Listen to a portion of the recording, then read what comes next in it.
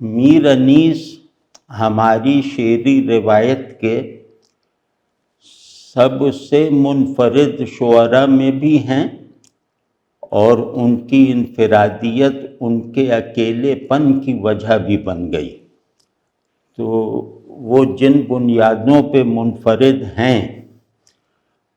ان بنیادوں کو کچھ رسومات میں انہیں شریک کر کے یا کچھ رسومات میں انہیں محدود کر کے جو ہے وہ اوجھل جیسے ہو گئے وہ۔ تو ہمارا مقصد ان نشستوں کا یہ ہے، اور یہ نشستیں کوشش ہے، خواہش ہے کہ جاری رہیں، کیونکہ ہم ایک ایسا کام کرنا چاہتے ہیں اپنے بس بھر کہ میر انیس کی شعری عظمت کا ایک معیاری تجزیہ ہو جائے۔ اور وہ میرے خیال میں اردو میں شبلی نعمانی نے کچھ کیا ہے، لیکن وہ بہت مدرسانہ ہے، اور وہ مسعود حسن رضوی صاحب نے بھی کیا، وہ بہت مذہبی ہے۔ تو ہم کوشش کریں گے اس طرح سے کہ جیسے ٹی ایس ایلیٹ کے میتھڈ سے انیس کو دیکھا جائے، تو ہم انیس کی شہرت کے چند بنیادی اسباب کو ان کی شعری عظمت کی تحسین میں رکاوٹ سمجھتے ہوئے ان پر اسی طرح بات کریں گے، یا اسی طرح بات کرنے کی کوشش کریں گے جیسے ہومر پہ ہوئی، جیسے ملٹن پہ ہوئی۔ اور خیر ہمارے یہاں شاہ نامے پہ ہونی تھی، لیکن شاہ نامے پہ بھی ہمارے یہاں اچھی تنقید، یعنی اچھی بلند سطح کی اپریسیشن اور اس کی بڑائی کا تجزیہ موجود نہیں ہے۔ تو یا تو یہ ہم لوگوں کی خلقی کوئی خامی ہے کہ ہم اپنے بڑے لوگوں کی بڑائی کی قبولیت کا جو چینل ہے وہ اپنی پسند سے بناتے ہیں، اس کی عظمت جن بلڈنگ بلاکس سے تعمیر ہوتی ہے ان کو ہم ثانوی حیثیت دیتے ہیں۔ تو آج بہرحال کوشش کریں گے۔ تو آج اس سلسلے میں پہلی جو ہے وہ ایک تمہیدی مجھے بات عرض کرنی ہے، اور وہ اس کا آغاز یہاں سے کرنا ہے کہ انیس اردو شعری روایت کے، بلکہ اس میں فارسی روایت بھی شامل کر لی جائے تو بھی ہم اسی اعتماد سے کہہ سکتے ہیں کہ یہ ان دونوں روایتوں کے واحد شاعر ہیں کئی اسباب کی بنا پر۔ مطلب یہ کہ لفظ پر ان کی قدرت، لفظوں کے درمیان نئی نئی نسبتیں جو ہے وہ بالکل تجربی بنا کر پیدا کرنا، یعنی وہ نسبتیں مبالغہ نہ لگیں، وہ نسبتیں غیر حقیقی نہ لگیں، بلکہ یوں لگے کہ ان دو بالکل ایک دوسرے سے مختلف اور ایک دوسرے کی طرف پیٹھ پھیرے ہوئے لفظوں میں جو یہ تعلق پیدا کیا گیا ہے، اس نے ان لفظوں کے ساتھ بھی اور ہماری زبان کے ساتھ ہمارے تعلق میں بھی کچھ نئی جہتوں کا، چاہے احساسات کی شکل میں ہو، اضافہ کر دیا ہے۔ تو میر انیس کی یہ حیثیت جو ہے کہ وہ زبان پر ایسا تصرف رکھتے ہیں، وہ اظہار کی اکثر انواع پر ایسا تسلط اور قدرت رکھتے ہیں کہ ان کی اس قدرت اور اس تصرف کی وجہ سے وہ ایک تہذیب کے معمار ہیں، یا ایک پوری تہذیب میں اپنی جو ہے وہ بعض جوہری اضافے کرنے والے ہیں۔ تو یہ ہمارے یہاں جو ہے کسی شاعر کی تہذیبی اثر اندازی اور کسی شاعر کا اس طرح کا کردار یہ ہومر کے بعد ہمیں نظر نہیں آتا کہ وہ مطلب جس تہذیب میں ہے اس تہذیب کو اس نے اتنا کچھ دیا ہے کہ اس کا دیا ہوا اس تہذیب میں کی بقا کے اسباب میں شمار کیا جاتا ہے۔ مطلب اگر وہ تہذیب انیس کے چشمے سے اپنے باغ کو سینچنا بند کر دے گی تو وہ خزاں سے نہیں بچ سکتی، اسے اس کا مذہب، اس کا عقیدہ، اس کے نظریات، اس کی سیاست، اس کی حکومت اسے نہیں بچا سکتی بطور تہذیب کے فنا ہونے سے۔ تو میر انیس جو ہیں وہ اودھ کی تہذیب جو ہند اسلامی روایت کا سینٹر ہے اور مسلمانوں کی جو تہذیبی روح اور مسلمانوں میں کسی تہذیبی روح مطلب مسلمانوں میں تہذیب کی جتنی سکت ہے تہذیب بنانے کی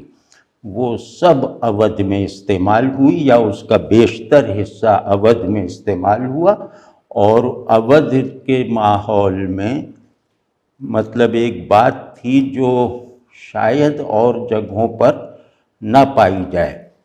وہ بات یہ تھی کہ یہ ہر اپنے داخلی تضاد کو، اختلاف نہیں کہہ رہا، یہ اپنے اندر موجود داخلی تضادات کو بھی تہذیبی وحدت پر اثر انداز نہیں ہونے دیتی۔ تو اس کی وجہ سے بہت بڑے بڑے یہاں مسائل جو سوشولوجیکل مسائل ہیں وہ یہاں کبھی نہیں پیش آئے۔ اس تہذیب کو اپنے اندر دیمک لگنے کا تجربہ کبھی نہیں ہوا جب تک کہ اس نے اپنی شناخت کو اپنے افراد کی شناختوں کے اوپر غالب رکھا۔ لیکن جیسے ہی کچھ اور شناختیں جو ہیں وہ تہذیبی وحدت پر حاوی ہوئیں، تہذیبی تشخص کو کمزور کرنے لگیں، تو پھر اس تہذیب نے مرنے میں بھی دیر نہیں لگائی۔ تو یہ جو عنصر ہے کہ تہذیب گویا ایک مقناطیس ہے جس میں ہر کیل اس کی طرف لپکے گی، بس شرط یہ ہے کہ اس پہ زنگ نہ لگا ہو، اور وہ زنگ یہ ہے کہ آدمیت کی اجتماعی تشکیل کرنے کی اگر صلاحیتیں میرے اندر کمزور حالت اور مختلف عقیدے کے ساتھ بھی موجود ہیں تو اودھ میرے لیے ایک ایسا اجتماعی آرڈر رکھتا ہے جس میں رہتے ہوئے میں اپنے مختلف ہونے کو بھی محفوظ رکھ سکتا ہوں اور اپنے مختلف ہونے کی حالت کو اس تہذیبی کل میں جذب اور محو کرنے سے بھی محروم نہیں رہ سکتا۔ تو یہ جو ایک پیراڈاکسیکل ساخت تھی یہ اودھ کی تہذیب میں، اس میں سب سے بڑا ہاتھ میر انیس کا ہے۔ میر انیس سے پہلے کی آپ روایت دیکھ لیں وہی اودھ ہے، وہی اس کے یہاں شاعری کا زور ہے، وہی رسومات ہیں، وہی تہذیبی اوضاع ہیں، لیکن تہذیبی حسیت اور اس تہذیبی حسیت میں ایسا اطمینان پیدا کر دینا جیسا اطمینان آدمی کو اپنے حق پر ہونے کے احساس سے پیدا ہوتا ہے، وہ میر انیس نہ ہوتے تو یہ وصف نہیں پیدا ہو سکتا تھا اس تہذیب میں۔ اور اگر وہ بعد میں بھی یہ جو بیلنس بگڑا ہے، یہ بیلنس بگڑا ہی اس وجہ سے ہے کہ تہذیب اور مذہب کے آرگینک تعلق کو جو ہے وہ توڑا گیا بلکہ روندا گیا۔ تو اس سے ہوا یہ کہ مذہبی افتراق آدمیت کے مادے کو کمزور کرتا ہے، تو کیونکہ دونوں حق پر ہوتے ہیں نا، یا چاروں حق پہ ہوتے ہیں، تو حق پر ہونے کے احساس سے میں دوسرے کا باطل ہونا جو ہے وہ ثابت کرنے کی دھن میں جب لگ جاتا ہوں، تو اس کے نتیجے میں میرے اندر آدمیت کا وہ ضروری عنصر کمزور پڑ جاتا ہے جو مجھے کسی خوبصورت بامانی طبیعت کے اندر رچ بس جانی انفرادی مزاج بنانے والی قوت کے طور پر وہ باقی نہیں رہتی۔ تو اب یہ جو ہے کہ یا کوئی اونچ نیچ ہو جائے تو بیچ میں ٹوک دیجیے گا قاسم جعفری صاحب، کیونکہ آپ بڑے حساس ہیں۔ تو اب اس میں جو ہے جیسے ہومر نے ایک رزمیہ ہیرو ورشپ کو انسانوں کی احساساتی اور تخیلی رسائی میں دے کر، مطلب جب اس نے دیومالا کو انسانی تہذیب کی ضرورت بنا کر یونانی تہذیب کے آدھے سے زیادہ حصے کو اس کا مقصد، اس کے احوال، اس کے تخیلات اور اس کے جو کیفیات حیات ہیں وہ فراہم کی، اسی طرح میر انیس نے ذرا محدود دائرے پر یہی کام کیا ہے۔ اور کام یہ کہ وہاں ہومر اس زمانے کے مذہب کو استعمال کرتا ہے تہذیبی غلبے کو قائم رکھنے کے لیے، تہذیب کے معنی کو مذہب کی صورت میں داخل رکھنے کے لیے۔ تو وہ کم و بیش ویسا ہی کام میر انیس نے اپنی تہذیب کے لیے کیا۔ تو اب اس کا بڑا سبب، جیسے میں نے عرض کیا کہ وہ لفظ پر ان کی قدرت تھی۔ لفظ جو ہیں وہ، کیونکہ لفظ ایک ایسا میڈیم ہے کہ جو میری پوری شخصیت کا معمار بننے کی صلاحیت رکھتا ہے۔ مطلب ایک ہی لفظ ہے جو میری احساساتی ضرورتیں بھی پوری کرتا ہے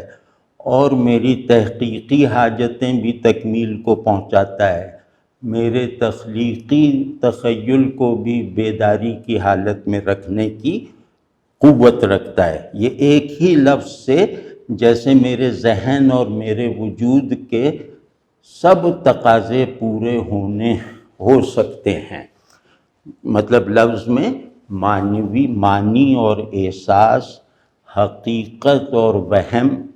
ان سب چیزوں کو ادراک میں لا سکنے کا جو ایک نظام بلٹ ان ہوتا ہے، وہ اس سے اگر فائدہ نہ ہو، مطلب اسے اگر نظر انداز کر دیا جائے اور لفظ کے ساتھ، یعنی اپنی زبان کے لفظ کے ساتھ تعلق کا یہ جو میرا مفاد ہے لفظ سے، اس کو اگر چھوڑ دیا جائے اور لفظ کو اپنے اوپر بے اثر کر لیا جائے، تو دنیا کی کوئی طاقت، کوئی نظریہ مجھے ڈی ہیومنائز ہونے سے بچا نہیں سکتا۔ کچھ بھی آپ کر لیں، آپ اسی حد تک انسان ہیں جتنا لفظ آپ کے اندر مؤثر ہے۔ تو یہ جو بات تھی، یہ عملاً میرے خیال میں میر انیس نے ہی سمجھی بھی اور برتی بھی، اس اصول کو ثابت بھی کیا۔ تو اب یہ جو میں کہہ رہا تھا کہ یہ ہمارے واحد شاعر ہیں، اور فارسی روایت کو اب الگ کر دیں، وہاں کیونکہ فردوسی ہے، لیکن اردو میں واحد شاعر ہیں جس نے رزمیہ اور علمیہ کے درمیان کھنچی ہوئی لکیر کو مٹا ڈالا۔ یہ جو لوگ رزمیہ اور علمیہ کی بنیاد اور ان کی روایتیں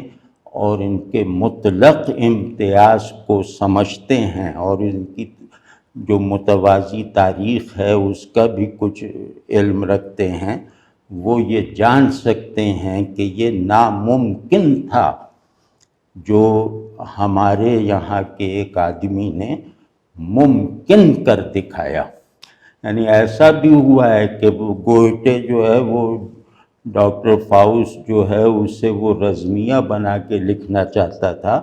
لیکن وہ رزمیہ کی حیثیت سے اس کی گرفت میں نہیں آیا تو اس نے اسے علمیہ بنا دیا، وہ دونوں کو جوڑ نہیں سکا۔ اب یہ میں نہیں کہہ رہا کہ گوئٹے کوئی چھوٹا آدمی ہے، میں اس کام کی اہمیت بتانے کے لیے یہ مثال دے رہا ہوں۔ تو ایک تو یہ کہ رزمیہ اور علمیہ کے ایک دوسرے میں مدغم ہو جانے سے، یعنی ان کا ادغام ایسا نہیں ہے کہ اس ادغام کے نتیجے میں نئے بننے والے کل کا کوئی الگ سے عنوان بن گیا، بلکہ یہ کہ وہ پورا جو ان کی دوئی ختم کرنے، ان کے درمیان ناقابل عبور فاصلے کو ختم کرنے کے لیے انیس نے جو اہتمام کیا ہے اور جس میں بے مثل کامیابی حاصل کی ہے، اس میں رزمیہ اور علمیہ کی جو بیسک ڈیفینیشنز ہیں، جو بنیادی تعریفات ہیں، وہ متاثر نہیں ہوئیں، بس ان میں ایک توسیعی حرکت پیدا ہو گئی، ان میں اپنے آپ سے اپنی ڈیفینیشن سے باہر نکل سکنے کی قوت جو ہے وہ پیدا ہو گئی۔ اب آپ سوچیں کہ کتنی بڑی بات ہے کہ ایک چیز اپنے مطلق تعریفی حدود میں رہتے ہوئے، انہیں اپنی پہچان بنائے رکھتے ہوئے ان سے تجاوز کرنے والی قوت بھی حاصل کر لے، اس کے اندر اس میں محدود رہتے ہوئے اس میں محبوس نہ رہنے والی آزادی حاصل ہو جائے۔ تو یہ میر انیس کو پڑھے بغیر نہیں سمجھ میں آ سکتی۔ یہ اتنی بڑی باتیں ہیں کہ جو غالباً مطلب انیس نہ ہوتے تو ہم کہنے اور سوچنے کے لائق نہ ہوتے یہ باتیں۔ تو دوسرا یہ کہ انہوں نے علمیہ کے ہیرو کی جو ہے وہ ایک چیز جو ہے وہ بدل دی، مطلب ان کا ہیرو، ان کے علمیہ کا ہیرو وہ یونانی علمیہ کے ہیرو سے اس بات میں مختلف ہے کہ اس سے کوئی ایسی غلطی نہیں ہوئی جو اس کی ناکامی یا کامیابی کا سبب بن سکے، کیونکہ اگر میدان اخلاق کا ہے تو اس میں اخلاقی اصل میں ناکام ہونا کامیابی دلوائے گا، اور اگر میدان سمپل ہے، پیور ہے کہ حق اور باطل اور یہ جو بائنری اپوزٹس ہیں ان کے درمیان معرکہ ہے، تو وہ کمزوری جو ہے وہ ہیرو کو حق کا نمائندہ نہیں رہنے دے گی۔ تو انہوں نے اپنے تصورات عظمت میں رہتے ہوئے، بلکہ یوں کہہ لیں کہ اپنے تصور انسان سے جڑے رہنے کی حالت میں ایک انسان کامل کو اپنا ہیرو بنایا، اور اس انسان کامل میں ایک ایسا تیقن بھی رکھا، مطلب ان کا ہیرو وہ کردار ہے جو تاریخی کردار بھی ہے اور جس میں بڑائی کا اقرار کربلا جانے سے پہلے اس کے یعنی اس ٹریجڈی کا ہیرو بننے سے پہلے بھی کیا جاتا تھا. تو اب ایک مسلم ثابت شدہ ناقابل اضافہ بڑائی رکھنے والی شخصیت اب وہ ایک ٹریجک اور ایپک سچویشن میں آتی ہے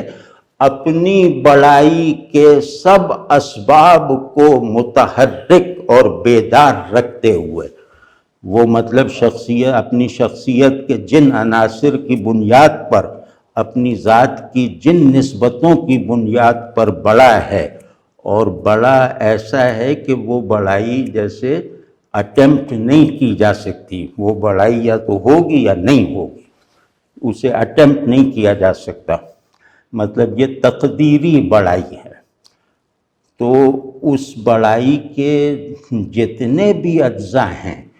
اس بلندی کی جتنی بھی منزلیں ہیں، طبقات ہیں، وہ ان سب کو ایکٹیو کر لیتا ہے. وہ ان سب کو باہم بالکل نامیاتی سطح پر مربوط کر کے وہ اب اس رزمیے میں آتا ہے جو رزمیہ المیہ بن کر مکمل ہوتا ہے، یا اس المیے کا ہیرو بنتا ہے جو اپنی تشکیل اور تعمیر کا عمل رزمیے کی طرح کرتا ہے. یہ بات مطلب انیس نہ ہوتے تو یہ بات بھی ظہور میں نہ آتی. تو اب اس میں یہ کہ جو ہیرو تاریخی ہے اور اس ہیرو کی بڑائی پر یا ہیرو بننے کے لیے جو صلاحیتیں چاہیے، اس شخصیت میں ان صلاحیتوں پر کے ہونے پر کسی کو اختلاف نہیں ہے. پھر اس کے اندر بڑائی کی دو قسمیں ہیں. ایک ہے کہ اس کی پرسنل عظمت، اس کی اپنی شخصی عظمت، اور دوسرا یہ ہے کہ اس کے اندر ایک آفاقی عظمت بھی گویا اسے اپنا مظہر بنائے ہوئے ہے. تو اس طرح کی دو عظمتیں یا دو حقیقتیں کہہ لیں کہ جو مجھے آتھینٹک فرد بھی بنائیں اور میرے فرد ہونے کو ان فضائل کی آفاقیت کا حامل بھی بنائے رکھیں. تو مطلب میرا ایک نام ہے، میں 4 میں سے 1 ہوں، 10 میں سے 1 ہوں، اور میرا ایک قبیلہ ہے، میرا ایک خاندان ہے. اب اس پورے ماحول میں میری شخصیت جو ہے وہ اپنی انفرادیت کو متحرک رکھتی ہے، یعنی میں بطور فرد ان چیزوں سے پہچانا جاتا ہوں. لیکن ایک سطح کسی فرد کو ایسی بھی مل جاتی ہے جہاں اس کی شناخت کو کوئی لفظ دینا ممکن نہیں رہتا. وہ ایسا لگتا ہے کہ جیسے بڑائی کا کوئی آرڈر، کازمک آرڈر چل رہا ہے، وہ آرڈر اس میں سمایا ہوا ہے. تو یہ جو شخصیت ہوتی ہے، اب یہ عنوان اس کو کوئی عنوان دینا جو ہے نا وہ سمجھ میں نہیں آتا، کیونکہ ایک اسٹرکٹ پرٹیکولر اور ایک انفینٹ یونیورسل یہ جمع ہو جائیں تو ان کا نام نہیں رکھا جا سکتا. یار اس پہ اب واہ واہ کیجئے نا. ارے ہاں، تو وہ یہ حسین تھے، تو اس میں ان کو فائدہ یہ ہوا انیس کو کہ ان کے ہیرو کے انتخاب پر اختلاف نہیں ہے. مطلب اسے ہیرو ماننا ان کے مرثیے یا ان کے رزمیے کا کردار بننے سے پہلے سے اسٹیبلشڈ ہے، مطلب مانا جاتا تھا انہیں. تو اب صورت یہ ہے کہ اس طرح کی بڑائی کو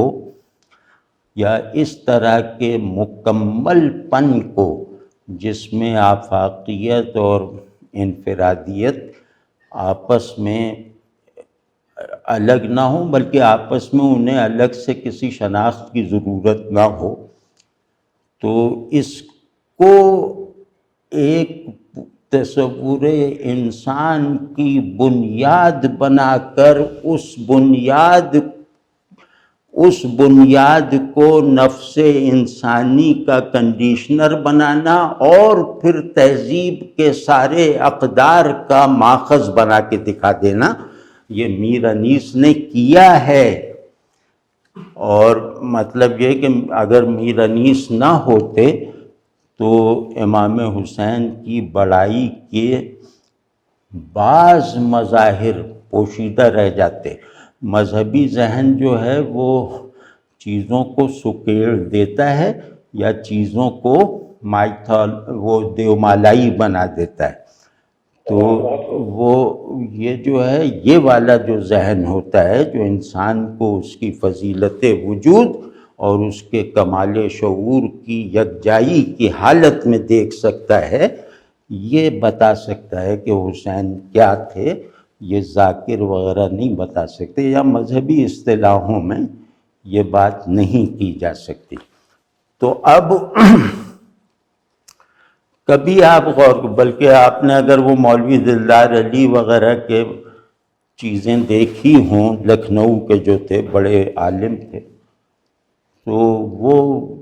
بار بار جو ہے وہ انیس کی طرف رجوع کرتے ہیں فضائل کے ابواب میں، بار بار۔ تو وہ چلو وہ کچھ سلیم الفکر مولانا تھے، تو وہ رجوع کرنا اپنا چھپاتے بھی نہیں تھے، تو لیکن جب سے مذہبی ذہن نے انیس سے رہنمائی لینی چھوڑی ہے تو اس کا یہ حال ہو گیا کہ اسے گویا حسین کو نئے سرے سے تخلیق کرنا پڑ رہا ہے۔ تو اب ایک تو یہ بات ہو گئی، رزمیہ عالمیہ ہیرو کی جو فالٹ ہے وہ اس کا نہ ہونا، دوسرا جو ٹریجڈی کا ایک عنصر لازم ہے اس کو بھی انیس نے گویا غیر مؤثر کر دیا، اور وہ آپ دیکھیے کہ کتنا بڑا کمال ہے۔ وہ ہے ہیرو خود آدمی ہے، فالبل آدمی ہے، اس میں کچھ خصوصیات بڑی ہیں، لیکن وہ بہرحال اس کی تمام چیزیں جو ہیں نا وہ آدمیت کے حدود میں ہیں، اور آدمیت جس جبر سے نکل نہیں سکتی وہ خود بھی ان زنجیروں کو توڑ نہیں سکتا۔ تو اس آدمی کے لیے غیبی قوتیں متحرک ہوتی ہیں، یعنی کبھی وہ دیوی دیوتا آتے ہیں، کبھی فرشتے آتے ہیں، مطلب ماورائی طاقتیں، سپر نیچرل ایجنٹس وہ اس کی کمک پہ آتے ہیں۔ میر انیس نے خود حسین کی شخصیت کو جو ہے وہ سپر نیچرل اختیارات کا حامل بنایا، ان کی بطور آدمی انکسار اور تواضع کے ساتھ، یعنی اپنی آدمیت سے تعلق توڑے بغیر آدمی رہتے ہوئے انہوں نے سماوی عناصر کو بھی اپنی شخصیت کے آفاقی پھیلاؤ کی وجہ سے اپنے اندر کار فرما کر کے دکھا دیا۔ تو جو بھی غیبی تائید اور اعانت وغیرہ تھی، اس اعانت کا واسطہ بھی حسین تھے اور اس اعانت کا ہدف بھی حسین تھے، مطلب وہ اعانت کرنے والے بھی تھے، اعانت کیے جانے والے بھی تھے۔ تو اور اپنی جو شناخت ہے اس کو چھوڑے بغیر، یہ اس بات سے علمیہ میں شدت پیدا ہوئی ہے،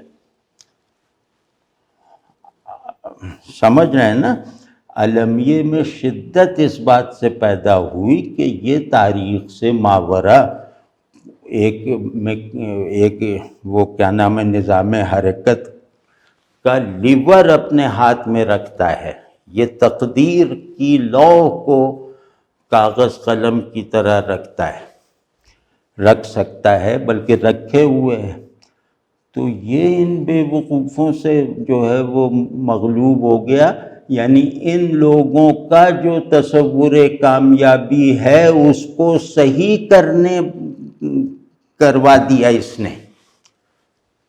یہ المیہ ہے کہ یہ المیہ کیا ہوا کہ میں اپنی شخصیت کے ملکوتی جوہر اور اپنی آدمیت کے عناصر کو جڑا رکھوں اور اپنی آدمیت کو اپنی ملکوتیت پر، اپنی ارضیت کو اپنی سماویت پر غلبہ دیے رکھوں۔ یعنی آپ سوچ سکتے ہیں کہ ایک آدمی خطرے سے بآسانی نکل سکتا ہے، لیکن وہ خطرے کا شکار ہوتا ہے اور مطلب اپنی جان دے دیتا ہے۔ تو اس تضاد، اس پیراڈاکس سے، جو قوت اور بندگی کا پیراڈاکس ہے، جو روح اور آدمیت کا، آدمی کے میٹا فزیکل ایسنس اور اس کی فزیکل حدود کا سے بننے والا پیراڈاکس ہے، اس میں بڑا آدمی پاؤں کی خواہش پوری کرتا ہے، سر کی نہیں۔ یعنی بڑی شخصیت اپنے پاؤں سے خود کو متعارف رکھتی ہے، اپنے سر سے نہیں۔ یہ سمجھ گئے نا یہ بات؟ تو اس نے اپنے اختیار کو قربان کیا۔ سب سے بڑی قربانی وہاں اس ٹریجڈی میں یہ ہے کہ اس نے اپنے اختیار کو قربان کیا، اپنی مجبوری کو حقیقی بنا کر دکھانے کے لیے۔ تو یہ المیہ، اور المیہ اس انداز کا المیہ وہ واقعات کی صورت میں تو ہے، شاعری اور ادب کی شکل میں نہیں ہے۔ مطلب عیسیٰ علیہ السلام کا مصلوب ہونا تو وہ ایک واقعہ ہے، اور وہ اس کی دلیل ہے کہ وہ جیسے عیسائی کہتے ہیں کہ وہ نیچرا نیچراٹا اور نیچرا نیچران کے، یعنی دو فطرتوں کے حامل تھے، ایک فطرت بشری اور ایک فطرت الوہی۔ تو انہوں نے سولی چڑھتے وقت فطرت بشری کو غالب رکھا فطرت الوہی پر۔ تو اس سے واقعے میں ایک ٹریجڈی پیدا ہو گئی نا کہ خدا کے بیٹے نے خدا کے بندوں سے مصلوب ہونا قبول کر لیا، اپنے آپ کو بڑا بنانے سے بچنے کے لیے۔ تو اس اور بھی ہیں، مطلب ٹریجڈیز اس طرح کی ہیں، لیکن وہ واقعات ہیں، ان کا وہ کتاب تاریخ پہ لکھی ہوئی ہیں، ادبیات وغیرہ کا حصہ نہیں ہیں۔ تو یہ جو ہے میر انیس نے جس واقعے کو اپنا مستقل جو ہے وہ میدان کار بنائے رکھا، اس واقعے کو حضرت عیسیٰ علیہ السلام کی مصلوبیت جیسا سگنیفیکنٹ بنا دیا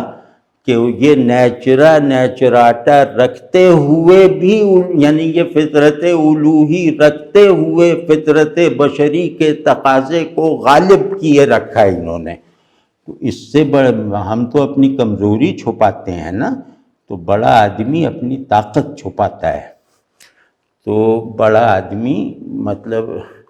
جیسے کوئی باعزت خاتون ہے بہت، تو وہ اگر اس کو وہ دکھانا چاہے گی تو پاؤں دکھا دے گی، ناخن دکھا دے گی، وہ تھوڑی وہ کرے گی۔ تو اسی طرح بڑائی اخفاء سے مشروط ہے، اور گھٹیا پن اظہار پر اکساتا ہے، یا یوں کہنے طاقت چھپانے کا تقاضا کرتی ہے، اور کمزوری کہتی ہے کہ مجھے دکھاؤ، کیونکہ کمزوری دکھائے بغیر طاقت کو چھپایا نہیں جا سکتا۔ یہ ہے پورا اس کا خلاصہ اس واقعے کا۔ تو اب یہ دو باتیں میں نے عرض کر دی نا کہ المیہ کی بنیادی اور مسلمہ اور مطلب ایک گلوبل تعریف جو کسی ایک روایت تک محدود نہیں ہے،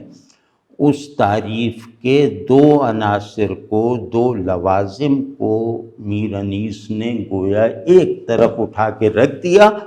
اور ان سے کام نہ لیتے ہوئے انہیں جس کام کے لیے استعمال کیا جاتا تھا اس سے زیادہ بڑے بڑے کام کر کے دکھا دیے، یعنی بڑی المناکی پیدا کر کے دکھا دی۔ آپ دیکھیں نا کہ رونے والا عیسیٰ پہ کوئی نہیں ہے، اور بڑی بڑی ٹریجڈیز ہیں، تو ان ٹریجڈیز کا ٹریجک ایسنس، المیاتی جو جوہر ہے، اس کو تاریخ میں مسلسل رکھنے کا عمل، اور پھر اس ٹریجڈی پر اس ٹریجڈی سے وابستگی کو اپنے موجود ہونے کی حقیقت کی واحد شرط بنا لینا، یہ مطلب انیس نے کر کے دکھا دیا۔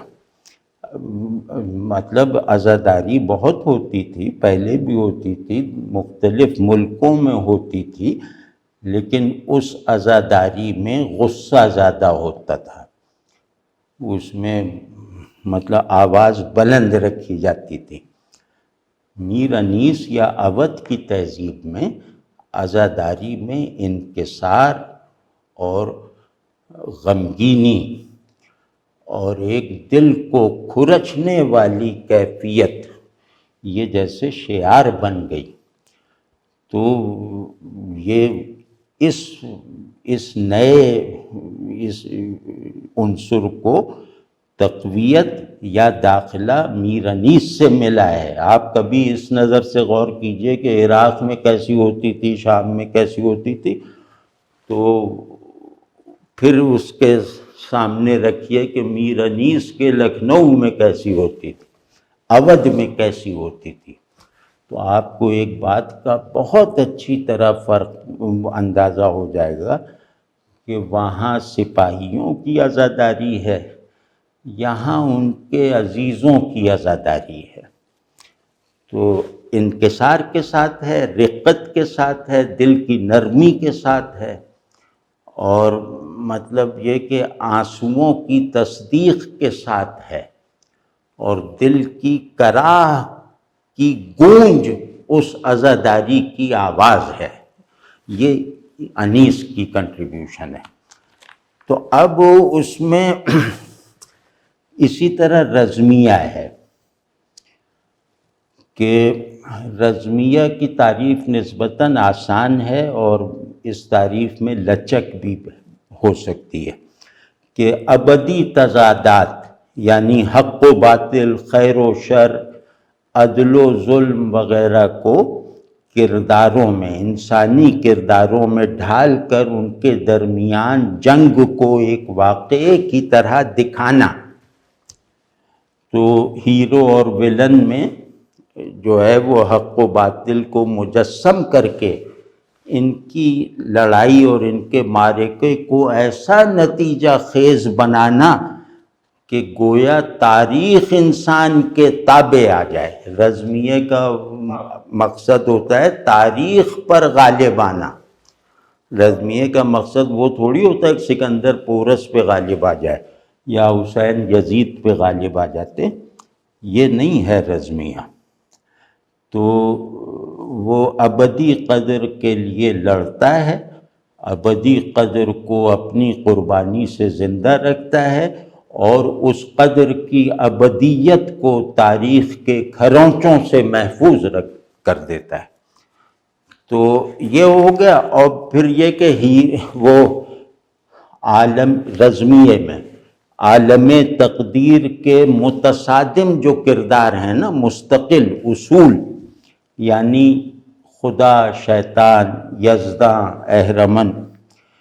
ان کو انسان میں مجسم کر دیا جاتا ہے۔ اس کا مطلب یہ ہے، مطلب یہ بات میں نے الگ سے اس لیے کہی ہے حق و باطل سے الگ کر کے، کہ اس کا مطلب یہ ہے کہ مذہب کے جوہر یعنی الوہیت سے تنزیہ اور اطلاق کے اوصاف ہیرو میں کار فرما دکھانا، یعنی ایک طرح کی جو وہ ہے وہ الوہی میٹافزیکیلٹی اور الوہی ایبسلیوٹنس، اس کو انسان میں کار فرما دکھانا، یعنی ہیرو میں کار فرما دکھانا۔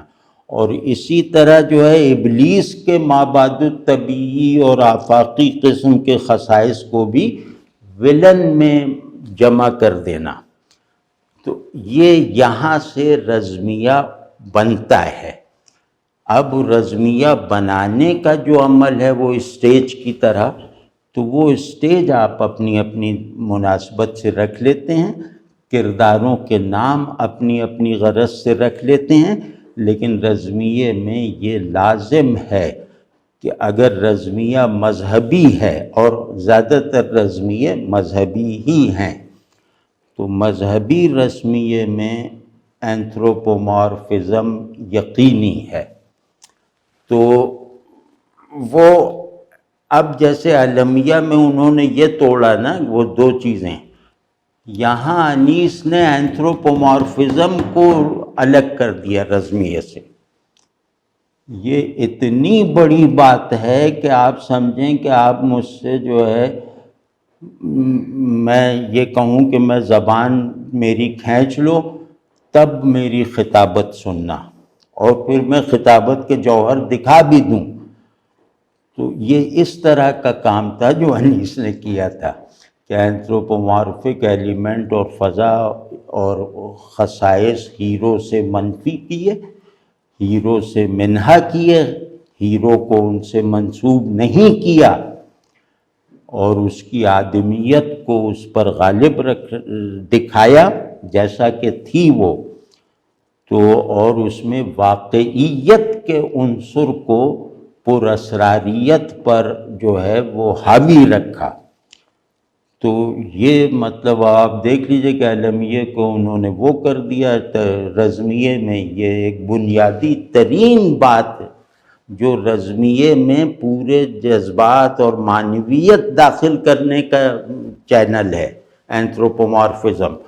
اس سے مدد نہیں لی۔ تو اب جناب ہاں، تو یہ ابتدائی بات ہے۔